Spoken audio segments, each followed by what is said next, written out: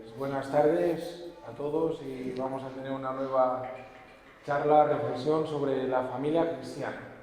Continuamos con este ciclo sobre la familia cristiana en santos carmelitas, en este caso Santa María Magdalena de Pazzi. Y está con nosotros un fraile carmelita, joven. Aquí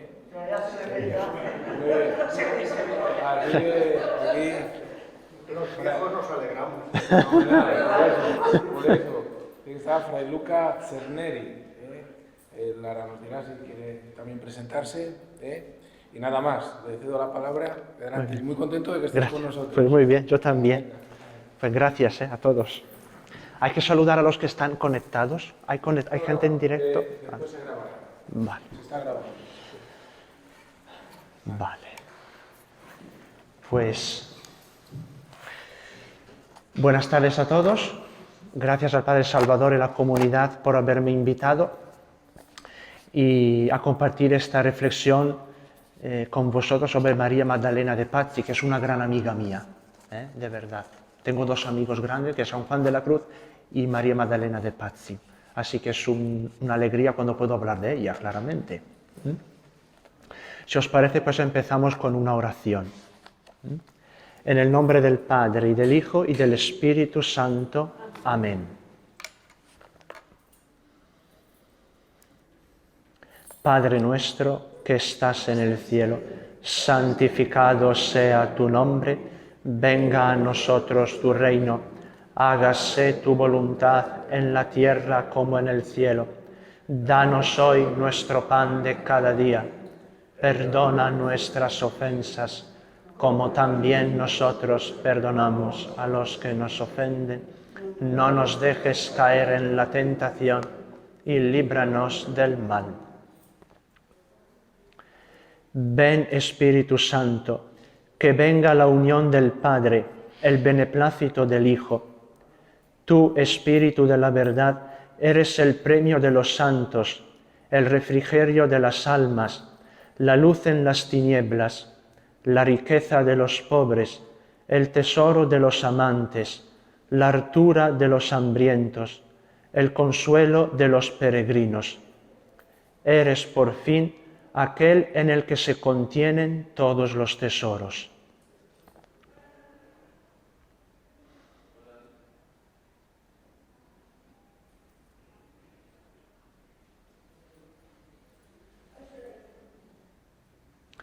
Gloria al Padre, y al Hijo, y al Espíritu Santo.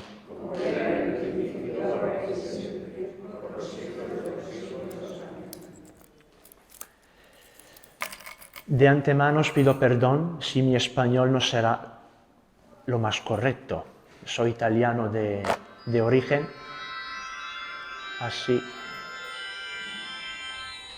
¿Hay algún móvil que...? No pasa nada, no pasa nada, no se preocupe, tranquila, no pasa nada. Entonces os pido perdón si habrá alguna palabra que es más itañol que español, pero creo que se puede entender bien.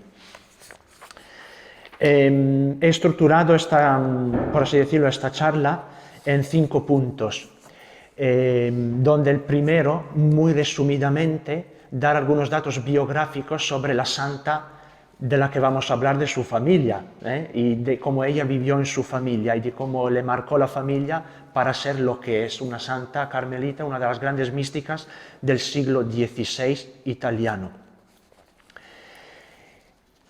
Entonces, Caterina de Pazzi nació en una de las familias más ricas y distinguidas de Florencia. Era la segunda hija de Camillo di Geri de Pazzi y de María Buondelmonti, en casa llamada también Lucrecia, en homenaje a una abuela suya, la materna. Educada cristianamente, estudió en la iglesia de San Giovannino dei Cavalieri a cargo de los caballeros de Malta. Con solo 12 años tuvo, según sus escritos, el primer episodio de éxtasis en presencia de su madre, y a partir de este momento tuvo diversas experiencias místicas. No se sabe si en 1581, mientras su padre era gobernador en Cortona, vivió un tiempo en el monasterio de terciarias franciscanas de la ciudad, lo que explicaría su espiritualidad franciscana. Enviada a un convento a los 14 años, Su familia la hizo volver para casarla con un noble. Finalmente accedieron a los deseos de Caterina y dejaron que eligiera la vida religiosa. Con 16 años escogió la orden de las monjas carmelitas de la antigua observancia, ingresando en Santa María degli Angeli el 27 de noviembre de 1582. Como veis, es contemporánea de Santa Teresa, San Juan de la Cruz, aunque ella se ha quedado un poco olvidada, no solo en el panorama eclesial, pero también un poco carmelita, pero son contemporáneos. Y tomó el nombre de María Magdalena. El convento estaba vinculado a círculos de mujeres influidas por las predicaciones de Girolamo Savonarola. Para quien no sabe quién es este hombre, era un religioso dominico, predicador e impulsor, de alguna manera, de una reforma de la Iglesia y de la sociedad. Predicó contra el lujo, el lucro, la depravación de los poderosos y la corrupción de las costumbres, contra la búsqueda de la gloria y contra la sodomía. Y también era un monasterio con un clima muy evangélico y muy austero. Como otras místicas contemporáneas, no solo Teresa de Jesús, pero también Catalina de Siena, de quien tomará mucho, será un poco también ella, un poco su modelo de alguna forma, su vida se caracterizó por la práctica continuada de la oración, la penitencia y la caridad hacia los necesitados. Se hizo conocida por diversas experiencias místicas, éxtasis, raptos, que solo se interrumpían por la asistencia a las horas del oficio divino o la Eucaristía.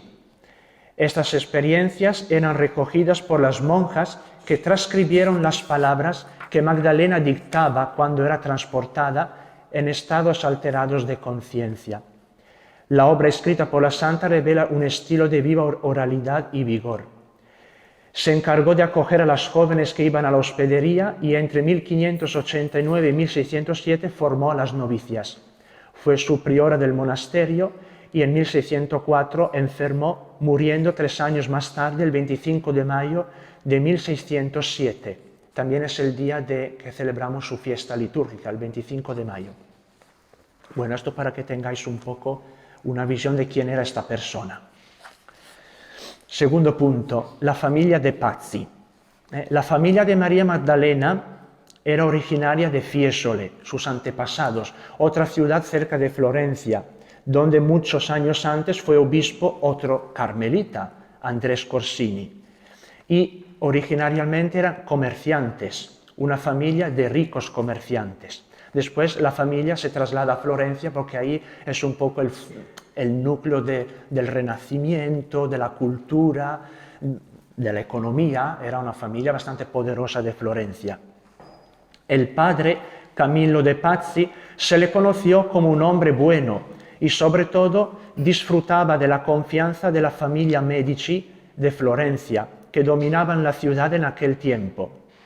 Podemos decir que era el más tranquilo de la familia, porque la familia María Magdalena era un poco complicada, no más que otras familias, pero ahora veis, siguiendo la charla, digo esto, ¿por qué digo esto? En la sociedad fiorentina del tiempo, la familia de Pazzi era conocida por un evento triste llamado la Conjura de los Pazzi, que fue un acontecimiento que tuvo lugar en 1478 en Florencia como parte del enfrentamiento entre las familias Pazzi y Medici por el poder de la ciudad. El culmen de este enfrentamiento tuvo lugar en la Catedral de Santa María del Fiore, donde, durante la consagración y la elevación de la Sagrada Forma, asesinaron a Giuliano de Medici con 19 puñaladas. O sea que era calentita la cosa, La historia es mucho más larga y al final la familia de María Magdalena cayó en ruina. Francisco Pazzi, que fue aquel que puñaló a este Giuliano de Medici, fue arrojado por una ventana y rematado por la muchedumbre. En cualquier caso, nos da a entender que era un ambiente bastante difícil. Eran muchas luchas entre familias, tanto en Florencia como en Roma, como en Milán, porque Italia como tal no existe, como la conocemos ahora. Existe la península itálica dividida en un montón de reinos y ciudades-estado. Y ahí pues ganaba el más fuerte, la familia más poderosa, que solía ser la que tenía más dinero o posesiones. Como he dicho, pero Camillo de Pazzi era el más tranquilo de la familia. Cuando nace María Magdalena, pues esos episodios se habían olvidado y la familia de Pazzi había vuelto, creo también gracias a él, a su padre, a tener confianza en la ciudad. De hecho, ha tenido cargos relevantes como comisario en Cortona, Volterra, Arezzo, Prato, todas ciudades del Gran Ducado de Toscana. Era de verdad un hombre bueno y con autoridad, pero una autoridad buena, evangélica, por así decir. La misma María Magdalena afirmará que ella tenía mucha compasión de su padre, porque tenía una bondad natural más que su madre. Su madre era una mujer muy cristiana y católica, pero era muy... creo que la que mandaba en casa era ella, no su padre. La madre, María, hija de Lorenzo Buondelmonti, era también una figura importante en la sociedad de aquel tiempo. No ella, por así decirlo, como mujer, pero por el apellido que llevaba, sobre todo en campo militar, en las luchas de los pequeños reinos italianos. Todo el día estaban en guerra, los reinos italianos estaban todo el día en guerra, todo el día. Y siempre por el poder de la ciudad, siempre por el poder de la ciudad.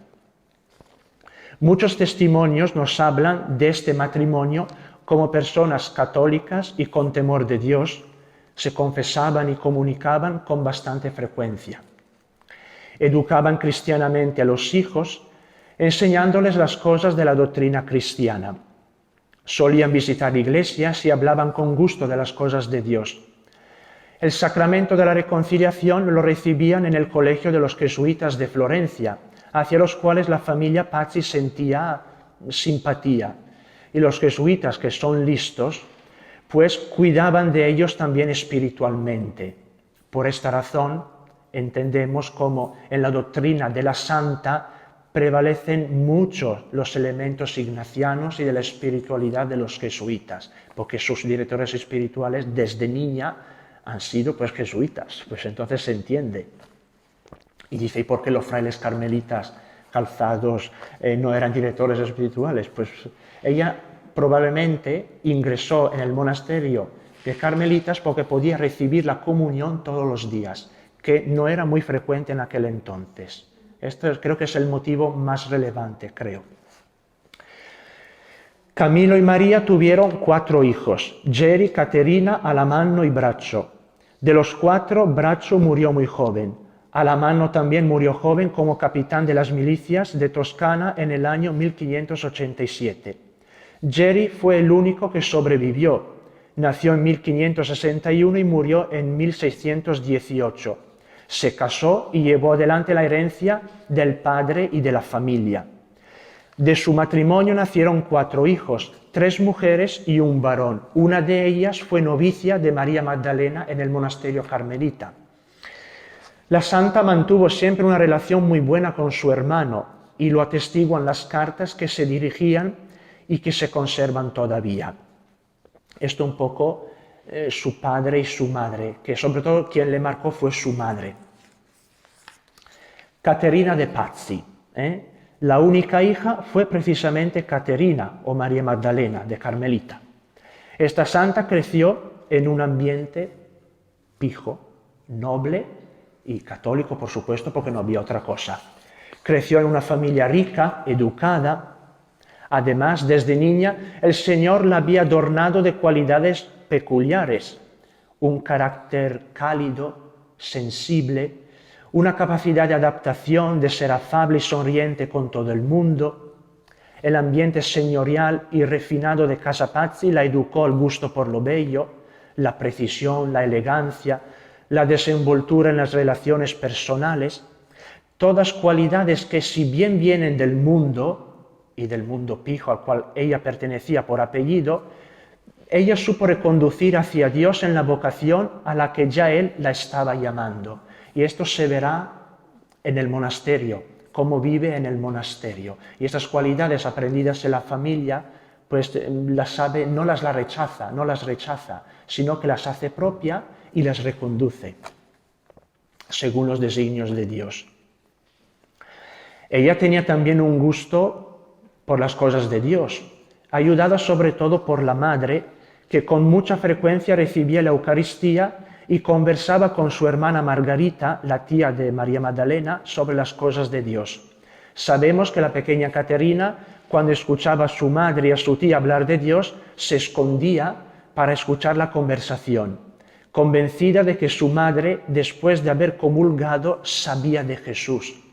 Es decir, ya aquí ella tiene conciencia de que es el mismo Señor que te revela sus misterios. Fijaros, es que tiene 8 o 9 años. Es el mismo Señor. Entonces ella pensaba, mi madre ha comulgado a Jesús, pues seguro que Jesús le habrá dicho algo sobre su misterio. Y entonces por eso que se interesaba mucho en el escuchar las conversaciones entre su madre y su tía. Habiendo aprendido a leer, un día encontró un pequeño oficio de la Virgen, donde descubrió el símbolo de la fe de San Atanasio, o atribuido a San Atanasio. Ese símbolo de la fe dice así: esta es la fe católica, que veneramos a un Dios en la Trinidad y a la Trinidad en unidad. Ni confundimos las personas ni separamos las substancias, porque otra es la persona del Padre, otra la del Hijo, otra la del Espíritu Santo. Pero la divinidad del Padre y del Hijo y del Espíritu Santo es una, es igual su gloria, es coeterna su majestad. Como el Padre, tal el Hijo, tal el Espíritu Santo. Y sigue. Yo no sé de qué se enteró. Me resulta difícil a mí, no sé qué se enteró ella con 8 o 9 años. Pero se alegró tanto ella de haber descubierto esto, que le contó a su madre, he descubierto la Trinidad. Y a lo mejor no entendió nada, o muy poco, pero no pasa nada, porque este episodio, este símbolo, la lectura de este símbolo de la fe, ha sido el pórtico, la semilla con la cual la pequeña Caterina tendría más adelante una intensa experiencia sobre el Dios uno y trino. Y todo esto con 9 y 10 años. Una niña prácticamente. Ahora los niños con 9 y 10 años, no sé si se encuentran eso, a lo mejor no vienen a la iglesia, no vuelven a la iglesia, no lo sé. Pero era una niña que buscaba sinceramente a Dios. Con 9 años, el padre jesuita Rossi, que era el director espiritual de la familia, le enseña a hacer meditación con un esquema muy sencillo: recogerse silenciosamente, ponerse en la presencia de Dios y después leer un texto de un librito muy en auge en aquel tiempo, las meditaciones sobre la pasión de Cristo escritas por Loarte. También desde este episodio de las meditaciones de la pasión de Cristo, desde niña, entendemos el amor que tendrá después por la pasión de Cristo, en su espiritualidad y en su doctrina. Se dice que su oración mental llegaba hasta las 3 y 4 horas diarias. Con 10 años recibió la primera comunión. Era el 25 de marzo de 1576, día que recordará siempre como marcado por una intensa experiencia espiritual. No sabemos con cuánta frecuencia solía comulgar. Sabemos que en 1580, con el permiso de su confesor, podía hacerlo todos los días de fiesta. Eucaristía y oración serán, cuando vestirá el hábito carmelita, y no solo, creo que toda su vida, el centro de su vida, porque las dos, oración y Eucaristía, estaban ligadas estrechamente con la celebración de la liturgia, que en el monasterio de Santa María degli Angeli se cuidaba mucho y muy bien. Con el tiempo, conforme iba creciendo también de edad, iba ampliando sus lecturas y autores espirituales. Entre sus preferidos encontramos a Fray Luis de Granada, dominico, español, y en especial modo la lectura de los evangelios. Se sabe con certeza que ella meditaba los textos de la liturgia dominical.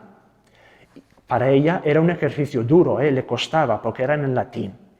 Pero fue el camino por el cual accedió a la contemplación de los misterios de Cristo, que es el núcleo de toda su experiencia espiritual y su doctrina, desde la Trinidad al mundo, a la Iglesia y al camino interior del alma. Una de sus experiencias espirituales más fuertes fue recogida en una de la parte de las obras, los 40 días. Son 40 días de experiencias místicas, desde prácticamente su profesión religiosa, por 40 días, todos los días. Y si uno lee, tienen el mismo esquema. Después de haber comulgado, me acordé de una frase del Evangelio que decía tal, y el Señor me hizo entender que. Todas empiezan así. Significa que su experiencia mística y su relación con Dios estaba estrechamente unida con la liturgia y sobre todo con la comunión y con lo que escuchaba y que se acordaba de algún versículo, de algún salmo, del Evangelio, de alguna cosa que el predicador pues a lo mejor predicaba en la misa. Todo esto lo aprendió en familia, aunque seguramente, como dicen los estudiosos, sobre todo el padre Bruno Secondin, italiano, que dedicó una tesis doctoral sobre ella, el Señor desde el vientre materno la había adornada de dones muy especiales, como por ejemplo un gran deseo y celo por la salud de las almas. Ella cuando pasaba por la calle, sobre todo al lado de la cárcel, pues sentía que estos hombres que estaban en la cárcel necesitaban de salvación y pensaba todo el rato cómo podía ayudarles a alcanzar la salvación, ¿no? Un gran deseo de salud de las almas. Un continuo deseo de unirse con el Señor en el sacramento de la Eucaristía y finalmente el deseo de mantenerse pura y virgen, consagrándose a Dios en la vida religiosa, en la santa religión, como se decía entonces. Esos tres dones de Dios, si no se hubieran cultivado en la familia, pues habrían quedado como dones, como regalos sin abrir. Por eso ha sido muy importante su familia, a pesar de todo. ¿Qué nos dice a nosotros y a nuestras familias? Para aterrizar un poquito. En primer lugar, responsabilidad. Me explico. La familia es aquel núcleo humano donde los niños crecen y aprenden. Los niños son como esponjas, lo absorben todo. Tanto lo bueno como lo malo. Por eso es muy importante tener cuidado. Precisamente porque son como esponjas, es el momento ideal para que aprendan las cosas básicas de la fe cristiana. En el bautismo recibimos el don de la fe, pero si esta fe nadie la cultiva, pues se quedará como una semilla que no ha recibido sol, agua, alimento, y entonces pues no brota el racimo. Imaginemos que a María Magdalena de Pazzi nadie le hubiera hablado de Jesús, que simplemente era cristiana porque la sociedad era cristiana. Es que no había otra cosa. La misa, bueno, cumplir con el precepto para que todo lo vean, delante de la gente ser buenas, porque soy de familia buena, hay que ser buenos, y ala, pues ya está, hasta la próxima, sin mucha implicación. Seguro que habría sido mucho más difícil que saliera una de las grandes místicas del siglo XVI. Dios después hace milagros, esto también es verdad. Pero bueno, Él se sirve también de nosotros, sus discípulos, para que Jesús sea conocido, empezando pues por la familia. En segundo lugar, tener bien presente que el mundo no es malo. El mundo no es malo, hermanos. Es el ser humano que delante de la elección entre el bien y el mal, a veces o muchas veces, elige el mal. Pero Dios lo creó todo bueno. Por esto Dios sigue apostando por la humanidad, la sigue salvando a través de la Iglesia y de los sacramentos. María Magdalena de Pazzi ha crecido en un ambiente pijo, noble, con buena educación, con el protocolo que este mundillo pues le ha enseñado. Bien, ella pero lo supo aprovechar para bien. Era una persona amable, pero firme en sus decisiones. Cálida y buena, pero al mismo tiempo con una afectividad bien asentada. Y esto en el monasterio salía a la luz con mucha frecuencia, sobre todo cuando era maestra de novicias. Cuando era maestra de novicias ella era muy exigente, pero también sabía comprender, es decir, que era equilibrada. El mundo del siglo XVI no era ni peor ni mejor que el de ahora. Es difícil que uno en misa ahora venga y te clave 19 puñaladas. Bueno, pues siempre puede pasar algo, pero bueno, es decir, que no era ni peor ni mejor que el de ahora. Pero es este el mundo entendiendo como mundo la sociedad, las personas que la formamos, que Cristo nos da y donde hacemos la ofrenda del pan, como dice el canto. Ese es el mundo que tenemos y que tenemos que amar. En tercer lugar, que la vocación se cultiva desde niños. El drama de la falta de vocaciones, que es un drama, ciertamente. Pero ¿a quién le echamos la culpa? ¿A Dios? Creo que no, ¿no? ¿Verdad? Lo descartamos. ¿A la sociedad del mundo que no entiende, perverso y sin Dios? Vale, sí. Hay una parte de culpa, ciertamente. ¿Y nosotros qué? ¿Cómo va nuestro testimonio? ¿Me avergüenzo de ser cristiano? ¿Me avergüenzo de que mis hijos, mis nietos me vean rezar o me vean hablar de Dios? En el bautismo recibimos la fe que, como ya he dicho, es como una semilla que espera ser cultivada para que dé fruto. Con la fe Dios pone en nuestro corazón una vocación. La primera y fundamental es la de ser cristiano. Pero esta vocación de ser cristiano se encarna en el matrimonio, en la vida consagrada o en el ministerio ordenado. ¿Entendéis entonces la misión grande y singular que tenéis las familias? Muchas veces se delega en el catequista o en el cura. Bueno, ya irá a catequesis y aprenderá a rezar el Padre Nuestro, a lo mejor, o a hacerse la señal de la cruz. Pero si el niño no ha visto rezar a sus padres en casa, no ha visto el perdón en la familia o el amor hacia el prójimo, que los niños son esponjas, lo miran todo, lo guardan todo, y lo guardan todo en su archivo, porque todo es nuevo, pues difícilmente de mayor sabrá relacionarse con el Señor. Después Dios hace milagros, pero bueno, ahí está la misión de la familia. Pero tranquilos, no estáis solos, no estáis solas las familias, está la iglesia, están los pastores, los sacerdotes, los frailes, las monjas, tantos laicos y laicas que apoyan y os ayudan en esto. La familia de Pazzi tenía director espiritual. María Magdalena siempre se ha dejado guiar por un confesor o por un director espiritual. Teresa de Jesús también. Teresa de Jesús cambió varios, además. Los caminos tortuosos y fascinantes del espíritu no se pueden recorrer solos, sino acompañados, porque nos podemos equivocar. Y además cuando uno tiene una experiencia de Dios tan fuerte como esta mujer, o como Teresa, o como Juan de la Cruz.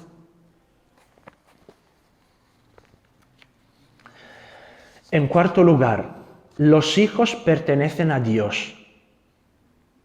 Cuando los padres de María Magdalena quieren que se case, como era costumbre en el mundo noble, uniendo familias por el dinero o por el poder. El matrimonio era un contrato entre familias, prácticamente.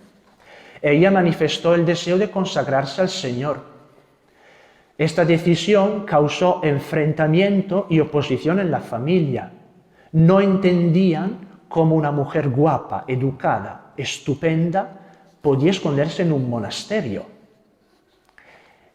Hay una anécdota que cuando ella va a hacer una experiencia de unos días en las Carmelitas, después de unos días sus padres la llaman para que un pintor la pintase antes de que se pusiera el hábito, para que sus padres tengan el recuerdo de cómo era. Y según la pintura que nos ha llegado, que era muy guapa. Ahora, no sé si el pintor ha sido muy bueno, y a lo mejor no era tan guapa, no lo sabemos, pero era muy guapa, muy guapa. El primer obstáculo fue su padre, que al final, como era muy bueno, pues cedió pronto. El segundo fue su madre, que con un temperamento fuerte, a pesar de ser muy creyente y muy cristiana, no entendía esta decisión. Además, sabéis que la mujer tenía poca voz en capítulo en aquel entonces. ¿Y María Magdalena qué hace? ¿Se desespera? No. ¿Cambia de proyecto de vida? No. Simplemente saca toda la fuerza que el Señor le había puesto en el corazón y como escamotage con su madre, pues no le hablaba a su madre. no le hablaba. Entonces, el dolor por la distancia que Magdalena había puesto con sus padres, sobre todo con su madre, era más fuerte que la decisión de hacerse monja. Así que la madre también dio su permiso al final. Digo todo esto para subrayar una gran verdad, o sea, una cosa que creo que es una gran verdad. Los hijos son don de Dios, no nos pertenecen completamente. Nos han sido confiados para que puedan crecer y encaminarse en la vocación que Dios ha elegido para ellos. Por otro lado, los jóvenes, pues, tenéis que ser valientes en la vida. Fijaros en esta mujer. Sentía esto, pues, y lo hizo. Ay, padre, si me equivoco, ¿qué pasa? Pues no pasa nada, no pasa absolutamente nada. Si uno se equivoca, pues se ha equivocado, punto. No es pecado equivocarse de camino, no es una tragedia. Es triste cuando un joven no sueñe, no intente, no busque, no se mueva. Si te equivocas, pues vuelves a casa, a tu Padre, el del cielo, y a tus padres, que supongo que un plato de sopa caliente siempre uno la tiene. Pero no pasa nada. ¿Sabéis por qué me gusta a mí María Magdalena? Porque es libre. Libre de lo que puedan pensar los demás, le importa un pepino. Libre de las etiquetas que la sociedad le impuso, y le impuso unas cuantas, por ser de la familia que era. Era libre, como verdadera amiga del Espíritu Santo. Los místicos son un poco locos, es verdad, y bastante diría yo. Pero en el amor, si no hay un poco de locura, falta sal, falta sabor. No es amor verdadero, será sentimiento, pero los sentimientos sí son importantes, pero son traicioneros. Por eso tenía director espiritual, porque sabía esto, que los sentimientos son traicioneros. Como conclusión, podría estar aquí hablando sobre María Magdalena años y años, en particular sobre su doctrina espiritual, pero creo que no es el caso, ¿verdad? Para no aburrir. Quiero terminar, pero haciendo una alusión, por lo menos, a su doctrina espiritual. Hemos visto a grandes rasgos su familia y cómo su familia haya sido fundamental en el desarrollo de su personalidad como mujer y como monja carmelita. Pues María Magdalena, conforme iba creciendo y avanzando en su camino espiritual también, creció en la concepción de familia. Y siempre teniendo como fondo la Trinidad y la Iglesia. Desde el amor que hay entre el Padre y el Hijo, que es el Espíritu Santo, vivido y celebrado en la Iglesia a través de los sacramentos. Este mismo amor lo ha experimentado y vivido en su familia biológica y después en su familia religiosa en el monasterio. Es verdad entonces que la familia es iglesia doméstica. San Pablo VI, Papa de mi tierra, hablaba mi dialecto, y voy orgulloso de esto, digo la verdad. En la exhortación apostólica Evangelii Nuntiandi número 71 dijo: la familia debe ser un espacio donde el Evangelio es transmitido y desde donde éste se irradia. Pues como la Iglesia, donde se transmite el Evangelio y desde donde desde la Iglesia pues se irradia, o sea, va más allá. Viendo la familia como iglesia, la santa se prodigó tanto por la renovación de la misma. Una parte considerable de sus obras son cartas al Papa, a los cardenales, a los religiosos, a sus monjas, a los sacerdotes, a su hermano, a cualquiera que pudiera hacer algo para la renovación de la iglesia, como Santa Catalina de Siena. La renovación de la iglesia, de la gran familia eclesial, significaba para ella acoger a Cristo para abrir los ojos y amarla a la Iglesia, a pesar del desencanto de una vida religiosa que era pobre en relaciones fraternas y donde abundaban los sacerdotes sin entusiasmo y con poco celo apostólico. Y entonces había muchos, muchos.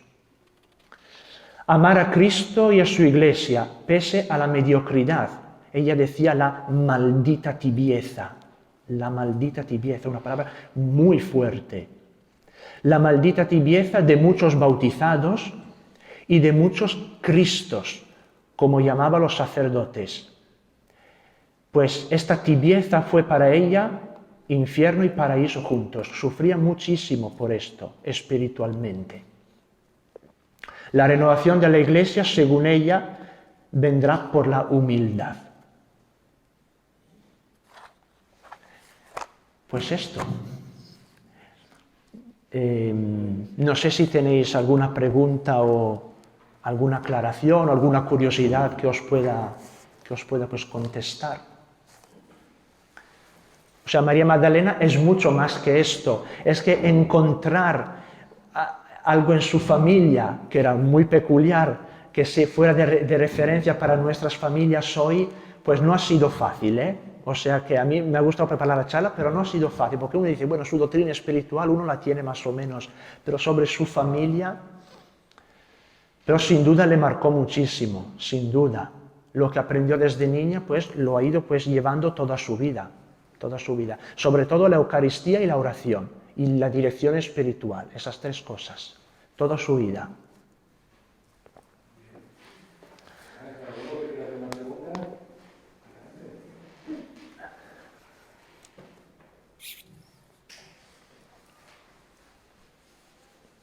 Como tenemos tiempo, si puedes abundar un poco en la doctrina espiritual. Pues su doctrina espiritual es, mira, primero no tiene nada menos que Santa Teresa de Jesús. Solo que Teresa de Jesús creo que ha tenido más suerte por el lenguaje que ha, con lo que escribe, por ser en los ejemplos mucho más cercana a la vida creo, de los hombres y mujeres del tiempo y de todo tiempo, creo. Ella, claro, es un lenguaje muy jesuítico, es decir, que mucho de la pasión, mucho la sangre, es un lenguaje muy enredado, es decir, que hay un poco que es un lenguaje que hay que purificar de todo misticismo, no sé si me entendéis. Muchos no se acercan a ella porque dicen que estaba todo el día volando en el monasterio.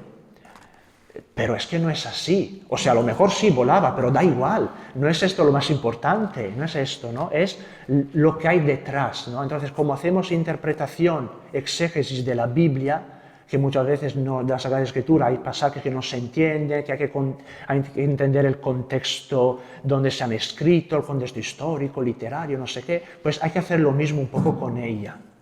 Hacer un poco, ir escarbando, se dice, escarbando pues en todo este lenguaje, Y además la pena es que en español no están traducidas todas las obras. Está traducida una selección de textos que hizo el padre Alberto Llubero, aquí una selección de algunas de sus obras editadas por la BAC hace años, pero no existen las obras completas. Y claro, pues uno si no están, pues si no sabes italiano, pues te pierdes. Y las obras en italiano corriente, en italiano actual, han sido publicadas en 2016, porque antes era el italiano del siglo XVI, que tela, es que era difícil, muy difícil de entender. Pero bueno, su doctrina espiritual, sobre todo el verbo humanato lo llama ella, la encarnación del verbo, pues ella se estremía cuando pensaba en que Cristo, el verbo eterno del Padre, ha tomado nuestra carne y nuestra sangre, y con esta carne y sangre, que es la nuestra también, humana, nos ha salvado.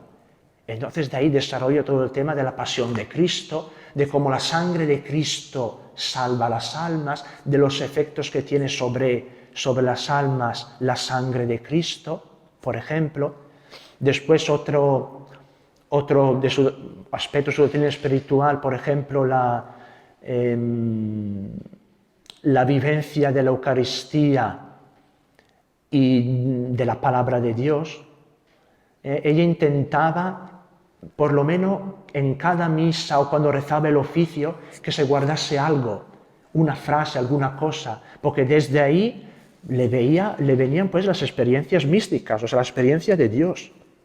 No nacían por sí solas, nacían por una grandísima, estrecha relación entre Eucaristía y Palabra de Dios, que si lo pensamos es muy actual.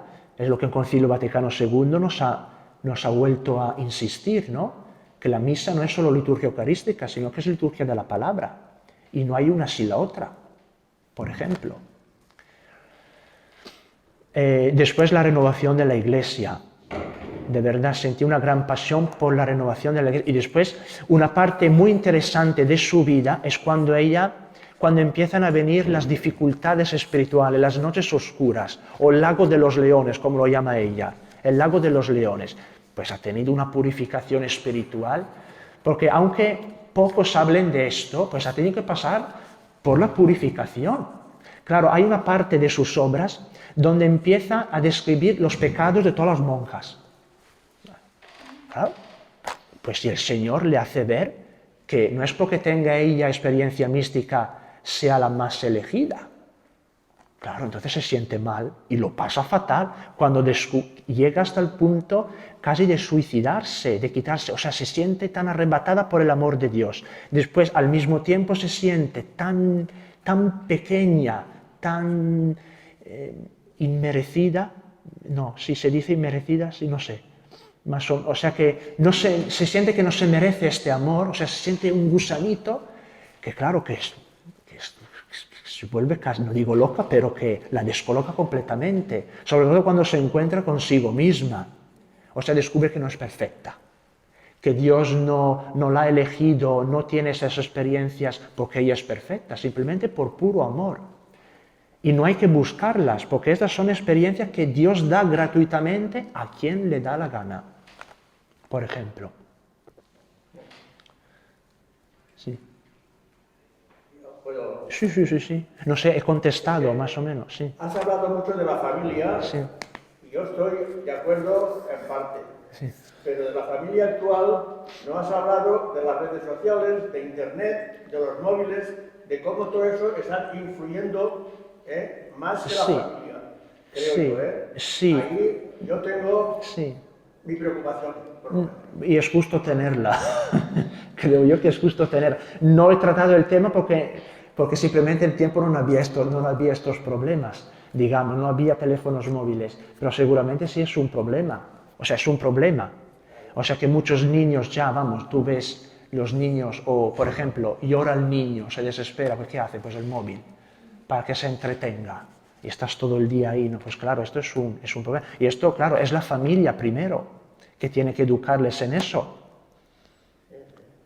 Es la familia. Yo he educado en la familia y lo reconozco, claro. pero hace 70 o 80 años era de una manera, pero ahora... Claro. Ha cambiado mucho el tiempo. Ha cambiado... No, por favor. Sí. Ha cambiado mucho, eso es verdad. Totalmente. Ha cambiado el mundo. Totalmente ha cambiado. También la manera de relacionarnos, ahora casi, bueno, sobre todo desde la pandemia, casi si no hay móvil, no nos relacionamos casi con nadie. Digo yo, qué difícil ahora es retomar la misa, los encuentros presenciales, qué difícil, ¿eh? Una señora, una anécdota, una señora en la comunidad donde estoy ahora en Madrid me dice, ay padre, es que yo veo al Papa, la misa del Papa, tan a gusto con mi café con leche por la mañana, es que me da pereza venir a misa. Y vive al lado, y vive al lado. Es bajar la escalera y venir a la iglesia. Pues es que yo con mi café con leche me veo al Papa y tan a gusto. Pues ves cómo ha marcado, ¿no? Sobre todo la pandemia, ¿no? En este sentido. Que ya no se siente casi la necesidad de, ¿para qué volver si puedo escucharla igual? ¿Puedo escucharla igual? Pero sí, sin duda es un gran desafío, Pero creo que también esto empieza, claro, por la familia misma, creo yo. Por la misma familia, sobre todo cuando son niños o chicos, ¿no?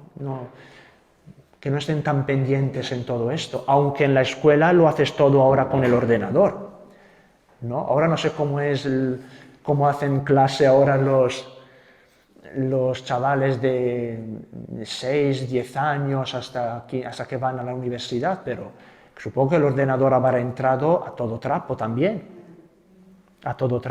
desde pequeños. Así que sí, es un problema. ¿Qué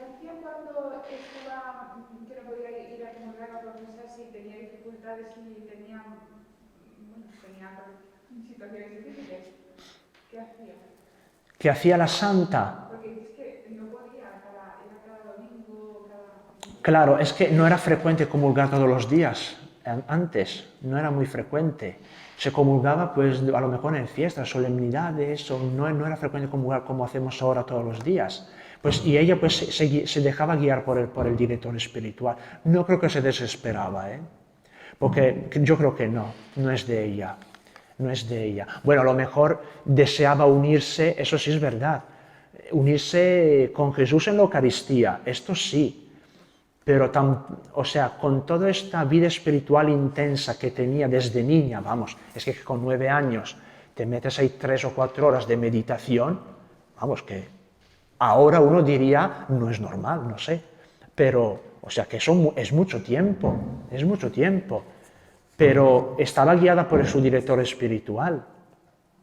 Así que creo que desesperación creo que no, y tampoco lloros y cosas de esas. Pero sí meditaba mucho la palabra de Dios, en lo que podía. Esto sí. Se puede, entonces, a lo mejor, esto no lo sé, es suposición mía, pero a lo mejor como veía tanto la palabra de Dios, por decirlo de alguna forma, como un sacramento, digamos, entonces pues ella se encontraba de verdad con Jesús en la palabra de Dios. Y entonces entendía que el mismo Jesús que se ofrece en el altar, pues es el mismo Jesús que se está ofreciendo en la palabra que está meditando o en la frase del Evangelio que se recuerda. Apuntando en esto que dices, solía tener la experiencia mística o éxtasis después de las misas. Después de las misas, después de haber comulgado y después de que le viniera a la mente una frase de los salmos o del oficio divino o de una oración o de la palabra de Dios. Mire, si vosotros leéis los 40 días que están publicados sí en español, con una edición crítica muy buena que os aconsejo de leer, porque se lee muy bien, Pues ella casi tiene el mismo esquema. Después de haber comulgado, el Señor me hizo ver o me hizo acordar de una frase del Evangelio de esta mañana y me dijo, o me hizo ver, o vi. Pues es el mismo esquema, es el mismo esquema. Su experiencia mística brota de los sacramentos, de una vivencia de verdad muy fuerte de la liturgia del monasterio, que como dijo, se cuidaba mucho, muchísimo, diría yo. Entonces, una misa bien hecha, bien cuidada, pues os aseguro que ayuda. Ayuda mucho, mucho. Porque en la liturgia habla el Señor, está el Señor actuando mismo, Él mismo está actuando. ¿Cómo no nos va a cambiar la Eucaristía si es Él mismo? Que habla en su palabra y no se nos da a comer en su cuerpo. Entonces no es simplemente por cumplir el precepto.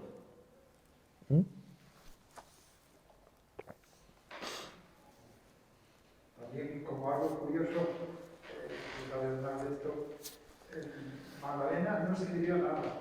No, Todo era dictado. sí, algo escribió, pero lo que escribió ella lo quemó. Hay cosas perdidas porque ella los quemó. En uno de estos momentos que se sentía hundida completamente, porque se siente hundida, pues coge todo lo que está y lo echa al fuego. Claro, las monjas se dan cuenta, entonces ponen al seguro todo lo demás. Y los demás son las monjas mismas de su monasterio que estaban todo el día detrás de ella, prácticamente, todo el día detrás de ella, para escribir, para ver, para hacer. Y unos dicen, bueno, como no es obra suya, no será verdad. ¿Cómo van a mentir? Digo yo. Es que hay cosas de una doctrina tan elevada que es que no puede ser mentira. No puede ser mentira. Y además, con la educación que recibían entonces, que en estas cosas, que tampoco era... Nadie había estudiado teología, nadie, pues entonces uno se sorprende que unas monjas pudieran inventarse ciertas cosas. Hay cosas que es imposible que te la inventes. Es imposible. Imposible.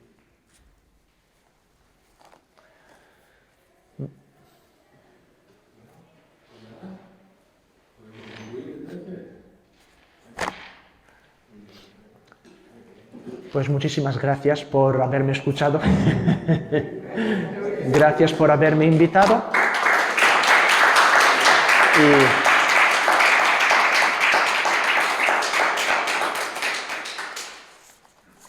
Y si os parece, concluimos con una oración.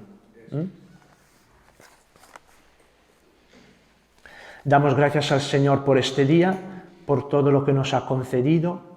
Pedimos el don de su Espíritu y también la intercesión de Santa María Magdalena de Pazzi, porque también a nosotros nos concede el Señor entender un poco más el misterio que celebramos, el misterio de su encarnación, el misterio de su pasión, muerte y resurrección, el misterio de la Trinidad, de la Iglesia misma, de nuestra vida misma. Y lo hacemos con la misma oración que el Señor nos enseñó. Padre nuestro que estás en el cielo, santificado sea tu nombre, venga a nosotros tu reino, hágase tu voluntad en la tierra como en el cielo. Hoy nuestro pan de cada día, perdona nuestras ofensas, como también nosotros perdonamos a los que nos ofenden. No nos dejes caer en la tentación, líbranos del mal.